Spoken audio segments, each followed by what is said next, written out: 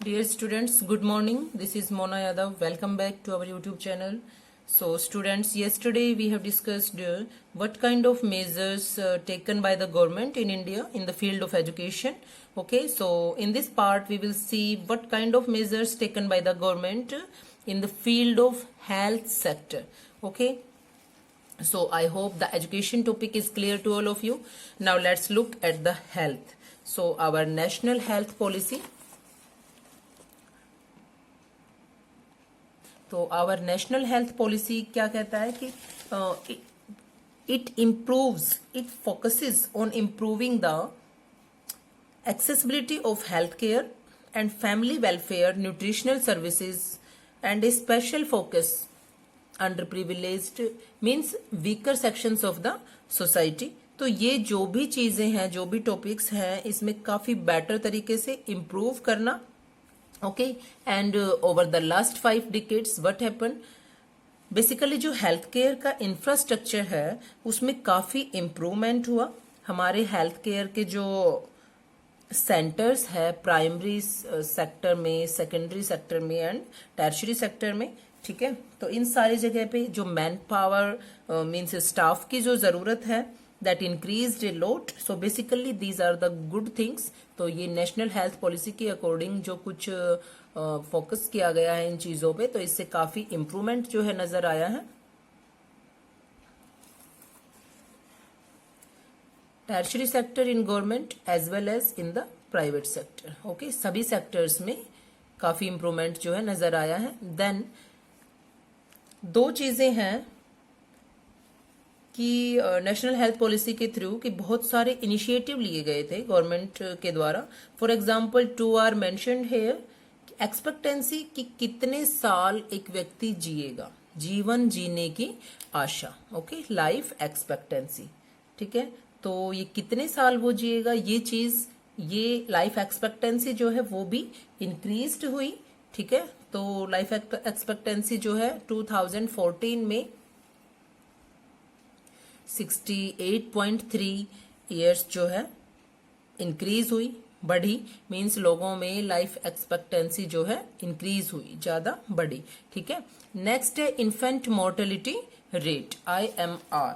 ठीक है, IMR it comes down to 147 in 1951 and to 34 in 2016. ठीक है, तो हम कह सकते हैं कि पहले तो हम ये देखेंगे कि इन्फेंट मोर्टेलिटी रेट होता क्या है. Okay, so 1000 children born in a year. Okay, एक ईयर में 1000 चिल्ड्रन बोर्न होते हैं, तो इसमें से कितने बच्चों की डेथ ऐसे हो जाती है जो who don't complete the first birthday. ठीक है, जो अपना फर्स्ट बर्थडे भी कंप्लीट नहीं कर पाते हैं. ठीक है, तो 147 थे 1951 में एंड 2016 में रिड्यूस हुआ बिकॉज हेल्थ केयर फैसिलिटीज काफी इम्प्रूव हुआ था. ठीक है, तो जो IMR था, इन्फेंट मोर्टेलिटी रेट मीन्स शिशु मृत्यु दर, वो एक तरह से रिड्यूस हुआ.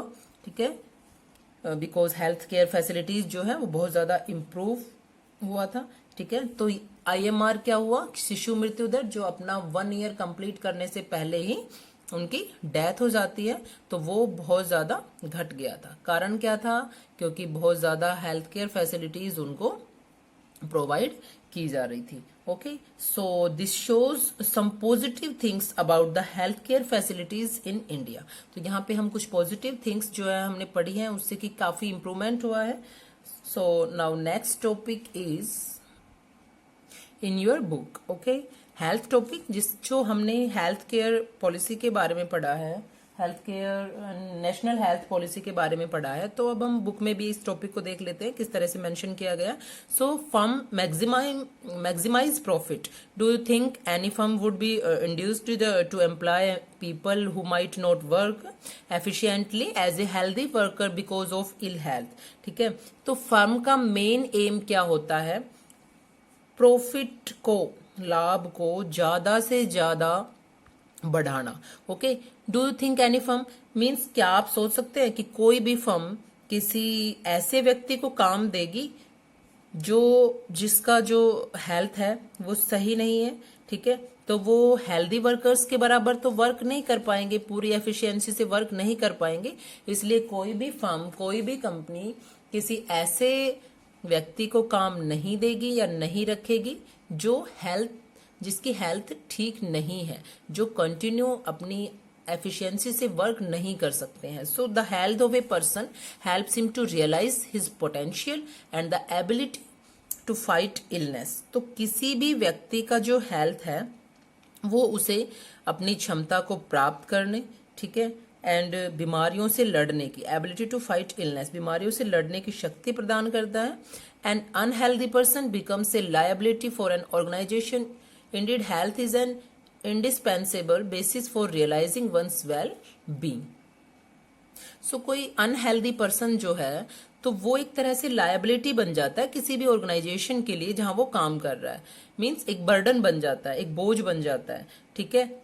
इंडीड रियल में क्या है कि health is an indispensable, means एक बेस है for realising one's well being, ठीक है, अपना अच्छा करने का, अपना कल्याण करने का एक बेस है। सो henceforth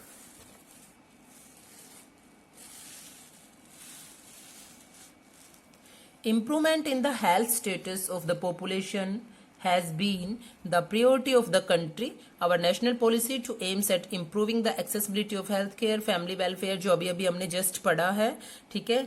तो एक तरह से जनसंख्या की हेल्थ कंडीशन को बेहतर करना किसी भी देश के लिए फर्स्ट प्रायोरिटी होती है, ठीक है। तो हमारी जो नेशनल हेल्थ पॉलिसी है उसका मेन एम भी यही था कि एक्सेसिबिलिटी, हेल्थ केयर की एक्सेसिबिलिटी को इम्प्रूव करना, family welfare, nutritional service with A special focus on the under privilege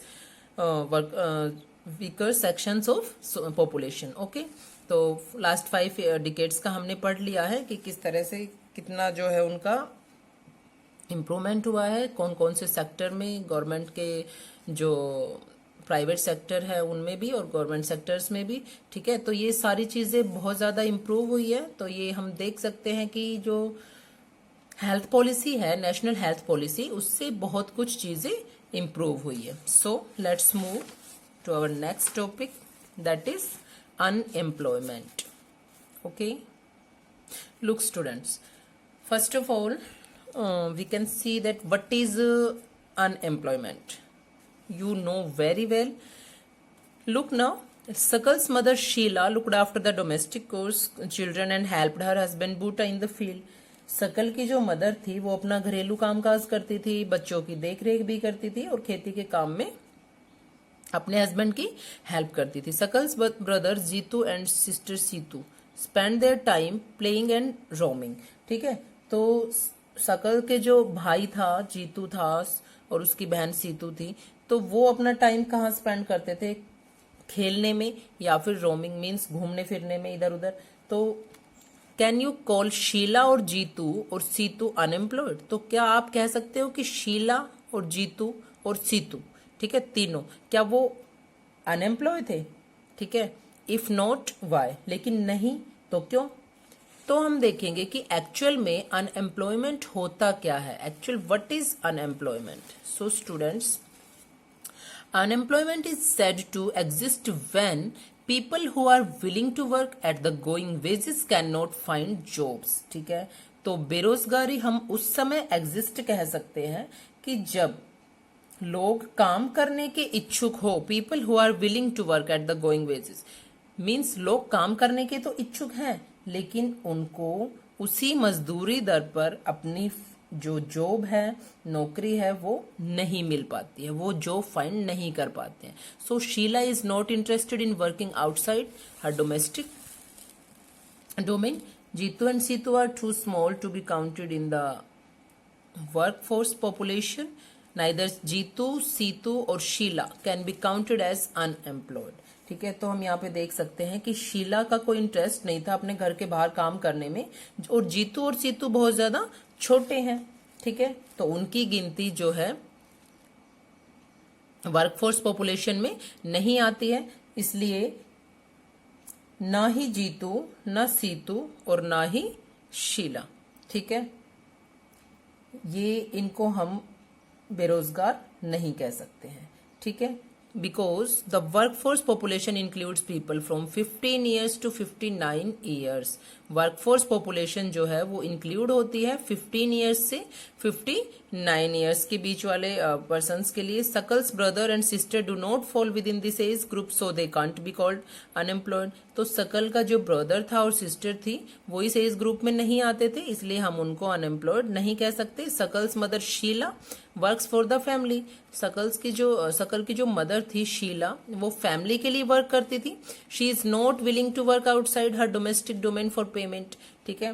तो एक तरह से हम उनको कह सकते हैं कि वो बाहर जाके काम करने की इच्छुक नहीं थी, तो उसे भी हम बेरोजगार नहीं कह सकते हैं। She too can't be called unemployed. Sakal's grandparents, although not mentioned in the story में mention नहीं थे, लेकिन फिर भी उसमें बताया गया है कि can't be called unemployed. Okay, then students, I hope unemployment factor is clear to all of you. What is unemployment? Means when people who are willing to work at the going wages cannot find jobs. ठीक है, बेरोजगारी किसे कहते हैं हम? बेरोजगारी कब मौजूद हो सकती है कि जब लोग काम करने के इच्छुक हों बट उनको वर्क फाइंड आउट करने में बहुत प्रॉब्लम हो रही है, उनको कोई जॉब्स नहीं मिल रही है।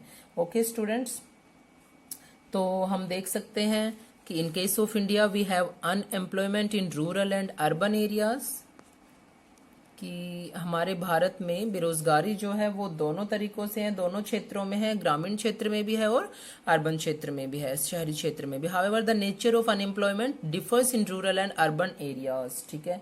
तो दोनों ही क्षेत्रों में इनके जो नेचर है उनमें डिफरेंट है। So in case of rural areas there is seasonal and disguised unemployment, urban areas have mostly educated unemployment. So these are the two very important topic in this part. We have two types of unemployment. Here you can see first one is seasonal unemployment, second is disguised unemployment. Okay, so in both the places we face the problem of unemployment. दोनों places पे हम problem face करते हैं unemployment की. That is in both the places like rural area and urban area. Okay, so in rural area we have unemployment problem like two types of unemployment. तो हम ये पढ़ रहे हैं बेटा rural areas की unemployment के बारे में. So that is first is seasonal unemployment and second is disguised unemployment. Tomorrow we will discuss about these two types. Okay students, so today you have to read this chapter, okay, and note down like that national health policy and in between very short questions. Okay, thank you.